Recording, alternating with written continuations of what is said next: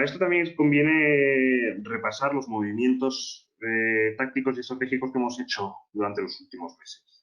Como les decía, cuando en los peores momentos de marzo, ahí a finales de marzo, las bolsas estaban por debajo con caídas superiores del 30%, veíamos compañías de alta calidad con valoraciones muy atractivas. Los gobiernos estaban empezando a anunciar sus planes de estímulo fiscal que hoy han sido ampliamente superados. Los bancos centrales cumplieron su papel, es decir, vamos a aguantar, el sistema va a ser soportado, no va a haber problemas de liquidez, los bancos centrales van a estar ahí y una vez más han pasado 2-3 meses desde aquella fecha y los bancos centrales han dado muchos más pasos hacia adelante. Y por último, las buenas noticias que en aquel momento venían de China y de Corea, y que decíamos que, bueno, pues que esos escenarios que estábamos viendo, esos pasos de aperturismo, o de apertura, perdón, se iban a ver en Europa, como así fueron. Y estábamos pensando en ese entorno que es el entorno ideal para encontrar oportunidades. Pero para encontrar oportunidades hay que pensar en el futuro y es qué va a ser el mundo tras el coronavirus. Y nuestra visión de entonces se mantiene. El coronavirus evidentemente va a tener un impacto en los hábitos de consumo y en los hábitos de trabajo. Podemos pensar en el teletrabajo, podemos pensar en el tráfico aéreo, podemos pensar en el consumo en restaurantes, podemos pensar en el consumo en cines. Va a haber muchos sectores impactados, algunos para bien, otros para mal. Eso hay que tenerlo en cuenta para tomar decisiones de inversión. En segundo lugar, el ciclo de reposición de inventarios. Cuando pasas de una economía cerrada a una economía activa, pues evidentemente se tienen que reiniciar un montón de cadenas de suministro y de cadenas de producción que se habían parado, y eso evidentemente también tiene un impacto en las compañías. La reactivación de programas de inversión, programas de CAPEX que se habían detenido, necesarios para que la estrategia de largo plazo de las empresas sigan las líneas marcadas por los equipos directivos, se habían parado por el coronavirus, se están reiniciando poco a poco. También eso tiene un gran impacto, no solamente en las empresas que están haciendo esos programas de inversión, sino también en sus proveedores, en todo el trabajo indirecto que esos planes de inversión reactivarán o están reactivando. En cuarto lugar, pensamos en el retorno del consumo discrecional. Decíamos, casi bromeando, que en la gran enseñanza de la crisis de 2008, la gran enseñanza de la crisis de 2011, es lo importante del ahorro para poder sobrevivir a una crisis, cuando pierdes tu puesto de trabajo, cuando tu mujer o tu marido pierde también su puesto de trabajo, el impacto que tiene eso en una familia. Y aprendimos lo importante que era ahorrar para poder sobrevivir. Y ahora, en cambio, en la crisis actual, hemos visto que hay crisis en las que lamentablemente a lo mejor no se sobrevive. Y cuando la historia de la humanidad ha pasado por estos shocks, estoy pensando final de la Segunda Guerra Mundial, por ejemplo, se producen estallidos de júbilo, porque, claro, nos vimos al borde de un precipicio en el que jamás pensábamos que íbamos a estar. Y cuando nos alejamos un poco de ese precipicio, pues pensamos que la vida hay que vivirla, ¿verdad? Y esto, pónganse ustedes en primera persona, imagínense sus hábitos de consumo. Yo le decía a mi mujer qué ganas tengo de viajar contigo, qué ganas tengo de ir a cenar, qué ganas tengo, pues, de comprar aquella cosa que siempre pensé que, lo iba dejando, pero mira, me hace ilusión. Y lo que estamos viendo es el refuerzo, lo que se llama la venganza del consumidor. Y muchas compañías así lo están diciendo. Muchas compañías que están diciendo que con la apertura, que están viendo que con este periodo de apertura los consumidores nos estamos poniendo al día y estamos consumiendo más. Nosotros no teníamos exposición al sector consumo y aprovechamos las caídas de esta primera parte del año para comprar, por ejemplo, compañías como Christian Dior, compañías como Adidas, que sí nos acercan a esa venganza del consumidor que decía. Y por último, una mayor presión fiscal y regulatoria. Claramente, aquí hay poco que explicar. Todas esas necesidades de la distancia de 2 metros, la cantidad de gastos que va a haber para prevenir nuevos rebrotes, gastos a nivel corporativo, todas estas cosas a nivel regulatorio ya se están viendo y claramente las compañías grandes son también las beneficiadas. Así que hay que identificar esas grandes dinámicas que vayan a liderar la recuperación de la crisis y posicionar la cartera para aprovecharlas. Eso ha sido y está siendo nuestra visión del mercado hasta la fecha. Y se traduce en un posicionamiento. Fíjense, esta es la matriz de gestión de Narval, con la que gestionamos nuestra cartera. Fíjense, voy a señalar con el ratón, fíjense, este es el posicionamiento de nuestra cartera a principios de año. Este es el posicionamiento de la cartera a final del primer trimestre del año. Cuando termine este trimestre actualizaremos de cara al público esta tabla. Pero ya se veía, fíjense, cómo las compañías de nuestro núcleo cíclico son compañías de calidad que tienen un sesgo cíclico. Pesaban a principios de año un 34% dentro de nuestras inversiones, dentro de la cartera invertida, y a finales del primer trimestre ya pesaban un 45% dentro de nuestra cartera. Habíamos rebajado las compañías ligeramente, las compañías del núcleo defensivo, y habíamos rebajado sensiblemente las compañías satélites, que como saben son compañías que tienen menor calidad que el resto de la cartera, por eso no forman parte del núcleo, pero que ofrecen un perfil de valoración muy atractivo. Pues nosotros lo que aprovechamos las caídas de los índices para reforzar nuestra exposición a compañías de calidad de sesgo cíclico. Eso es uno de los motivos que explican el buen comportamiento del fondo desde los mínimos del mercado. Pero como ven, es necesario que nosotros somos gestores activos y creemos en la inversión flexible. Invertimos en compañías pensando en el largo plazo, esa es nuestra visión estratégica, pero también entendemos que cuando el mundo cambia tanto como después de una pandemia con su encierro, es necesario tomar también decisiones estratégicas, es necesario tomar algunos cambios en cartera para aprovechar esos movimientos del mercado. Y eso se ha visto reflejado en el posicionamiento de Narval. Y a nivel compañías, nosotros la verdad es que solemos rotar poco la cartera, pero claro, con caídas como las que vimos en el trimestre anterior, pues se ha incrementado la rotación, porque hemos visto compañías de calidad a precios que no veíamos en mucho tiempo. Vendimos, como ven, las empresas que salen, las empresas que han salido, Covestro, Thyssen, Veolia, Carrefour, excepto Veolia, que es una compañía de cierta calidad, estos son negocios de una calidad inferior a la media, que forman parte de las posiciones satélites, que les decía antes, fíjense recuerden cómo el peso de posiciones satélites había caído, y había caído fundamentalmente por la salida de estas compañías.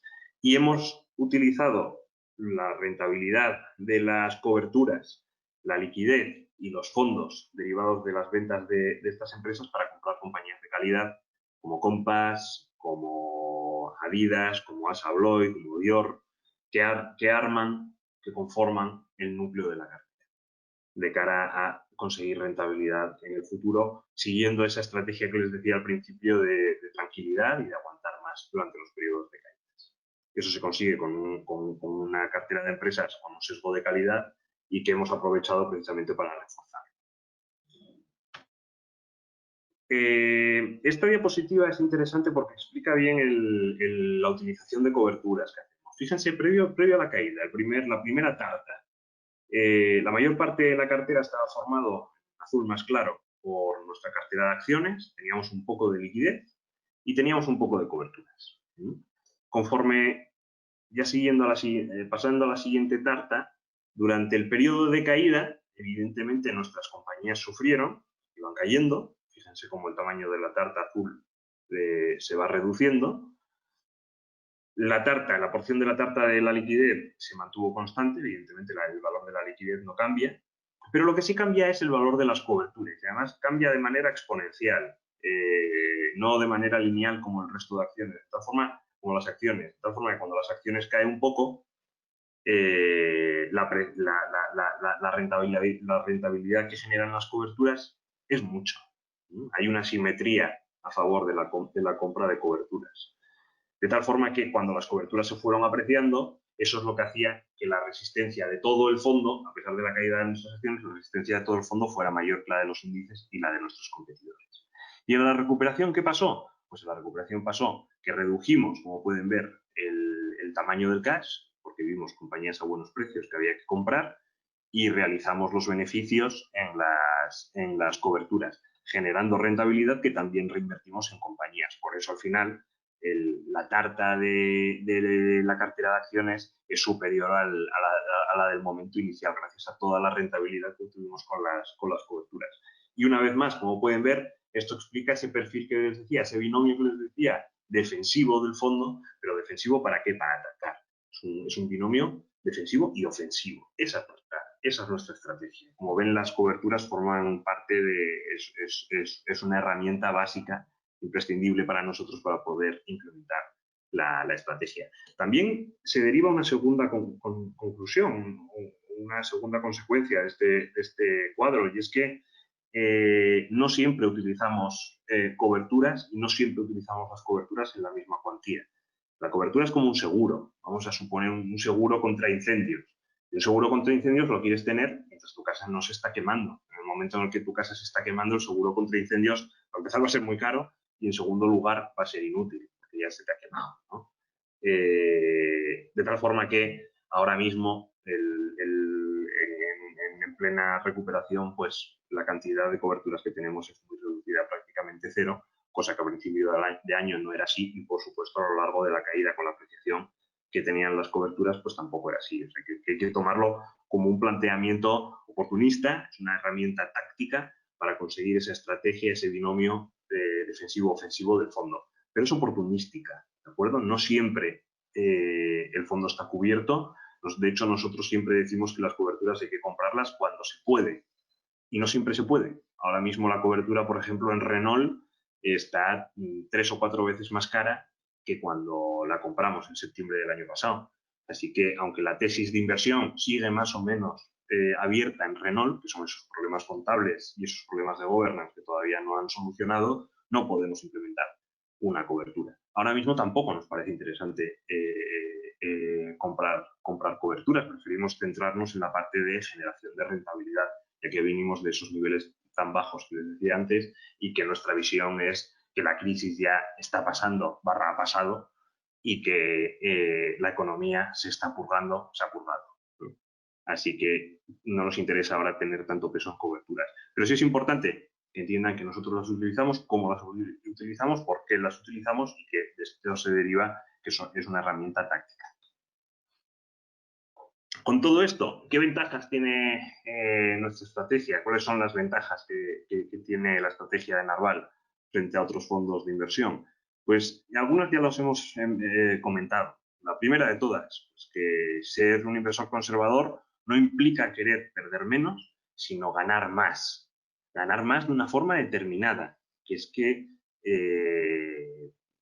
a mí personalmente, que tengo todo mi patrimonio financiero, prácticamente todo mi patrimonio financiero invertido en Narval, que es además el vehículo donde están prácticamente todas las inversiones financieras de mi familia y donde además el mayor inversor es la propia compañía Renta Markets, pues como se podrán imaginar, tenemos mucho cuidado con proteger ese capital en periodos de caída. ¿No? Y queremos proteger el capital en periodos de caída como herramienta para generar rentabilidad. Ser conservador, por tanto, no implica querer perder menos, sino ganar más, siendo más robustos en periodos de caída.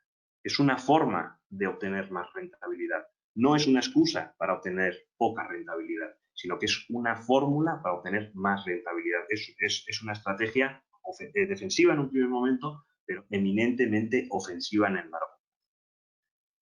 Segundo gran ventaja, pues también se los he explicado antes, al haber aguantado más en los periodos de caída, necesitamos menos rentabilidad para recuperar. Y de hecho, todo ese extra de rentabilidad va para enriquecer al inversor en Narval.